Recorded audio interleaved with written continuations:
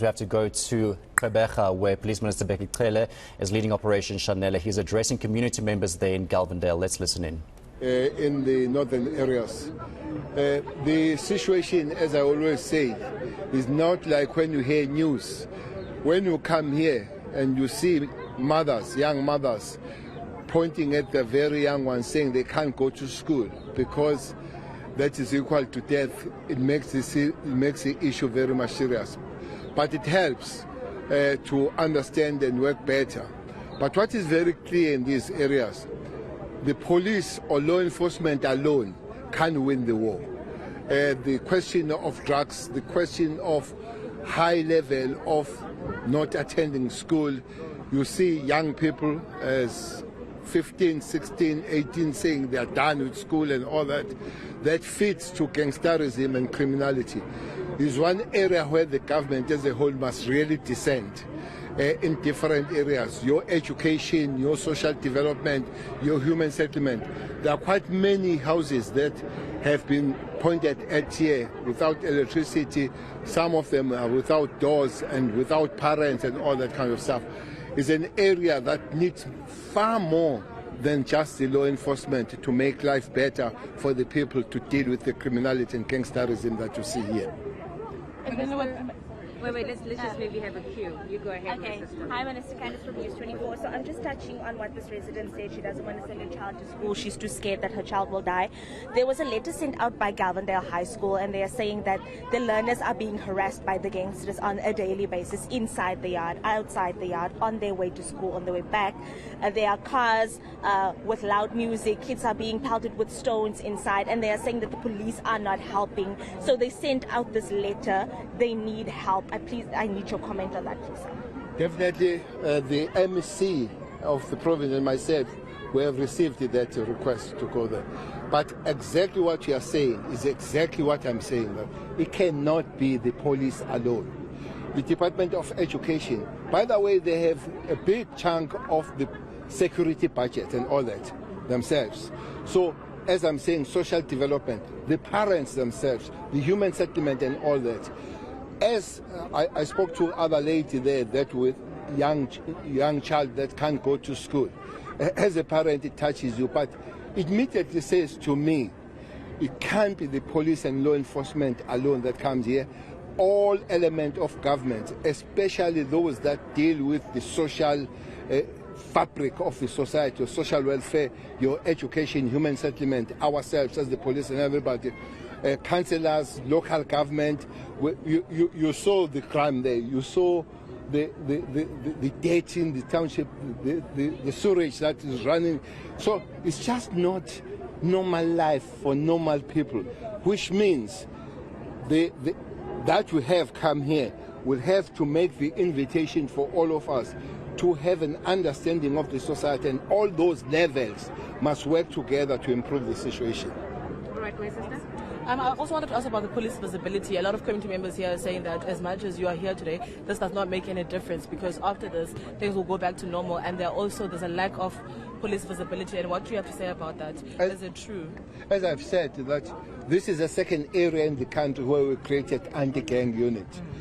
Indeed, you will never have a sufficient kind of visibility all over the country.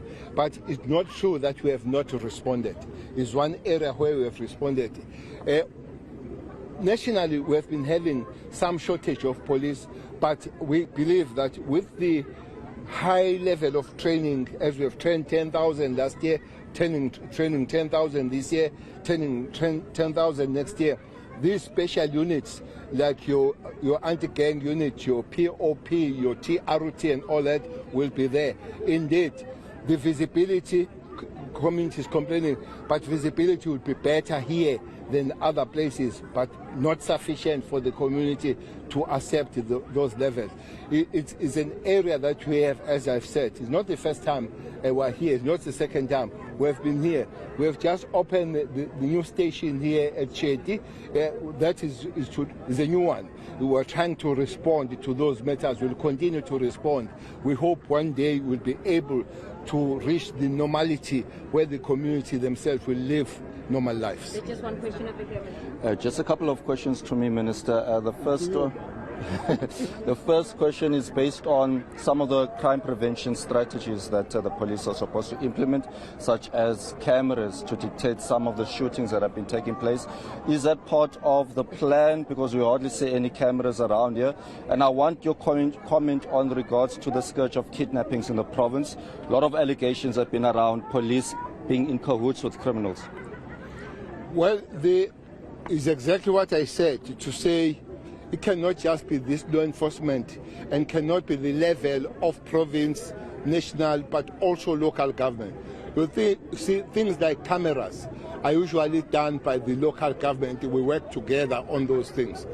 Unfortunately, it's a norm that when you go to these cities, these cameras will be on the CBD and those highlight better areas rather than where they are most needed. So we do need to sit down, and I know that in this city of Gqeberha, there is a plan of having the safe city working together with the province, local and the national, dealing with those things we call cameras. But that program has not really moved fast as we can and as we wish here. Kidnapping indeed is one very problematic area, province here, especially the eastern part of this province, your Queenstown and all that. And those allegations have been there. That is why the National Commission has put a special team of kidnapping led by the general from the crime intelligence nationally. So it's a mix of national and province. For that, because we understand that maybe the allegation has not been proved, but we have responded by putting even the national personnel to work on those. There are some successes, there are some rest, but indeed there is a problem, especially Eastern Cape and East part of Eastern Cape. Let's take maybe the last question, colleagues. You already had a chance. I just give fresh hands. Yeah. Go ahead. My name is Brandon. I'm from the Herald newspaper. We also see that police officers, are under attack. So 2 months ago, Mario Nel, who was a court orderly, was shot down, was gunned down basically in a court. So are you concerned about police violence against police officers? Very, very concerned. 3 days ago, we went to Kimberley, where our members were shot and killed. A 36-year-old constable and a 45-year-old sergeant. They were killed at a point blank. This guy took their gun R5 and shot them 4 times each. Unfortunately, the person who shot them come from this province, all the way.